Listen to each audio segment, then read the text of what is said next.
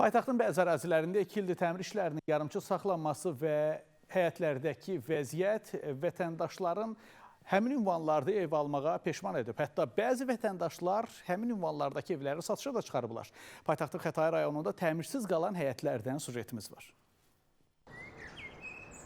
Mən satışa qoymaq istəyirəm evimi. Sırf mənim maşımın altı dağılır, mən ustalarda qalıram, mən evimin qabağı çüllükdür, mən niyə o mənzərəni görməliyəm? Paytaxtın Xətai rayonu, Nəsrəddin Tuzi küçəsi 14, 16 və 18 saylı binaların həyətlərində 2 ildir davam edən abadlıq işləri yarımçıq saxlanılıb. 2 il öncə buradakı qarajlar binaların həyətyanı sahəsinin abadlaşdırılması məqsədi ilə sökülüb. Ancaq o vaxtdan bu günə qədər yalnız binaların həyətində istinad divarları tikilib və tikinti materialları gətirilib bu əraziyə. Keçən il heç bir iş görülmədi. Heç bir daşlar da ortalıqda qaldı. Bu ildə gəldilər 2 ay qabaq. Həftədə 2 gün işlədilər, 5 gün olmadılar. Bu torpaq 2 həftədir belə qalıb. Problem göz qabağındadır. Uşaq gəlir, ayağı batır, maşın təmiz saxlamaq olmur. Buradan çıxırsan, şəhərə gəlsən, elə bir kənddən çıxıb gəlmirsən, təkərlər balaşır. Sakinlər bildirir ki, hələ 2 il əvvəl onlara həyətlərin əsaslı şəkildə təmir olunacağı və müasir standartlara uyğun abadlaşdırılacağı vədi verilib.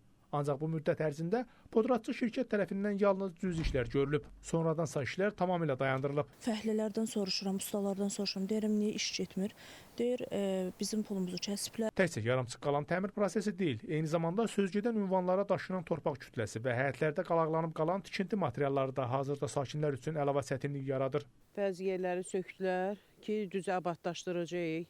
Gəlib biraz iş gördülər, torpaqları töküblər bura. Bir də ekskavator işləyib. 3 binada Bircə dənə, bəli, 5 nəfər işləyir. eyni zamanda binaların həyətlərində baxımsızlıqdan antisanitar vəziyyət hökm sürür. Binanın arxasıdır. Görürsünüz, antisanitariya. Bu xəstəlikdir.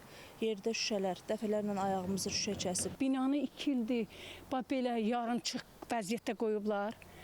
Hələ nə qədər özümüz təmizləyirik. 6 saylı mənzil kommunal istismar sahəsinin rəisi Aslan Rəsulov təmir işlərinin yarımçıq saxlanmasından xəbərsiz olduğunu dedi.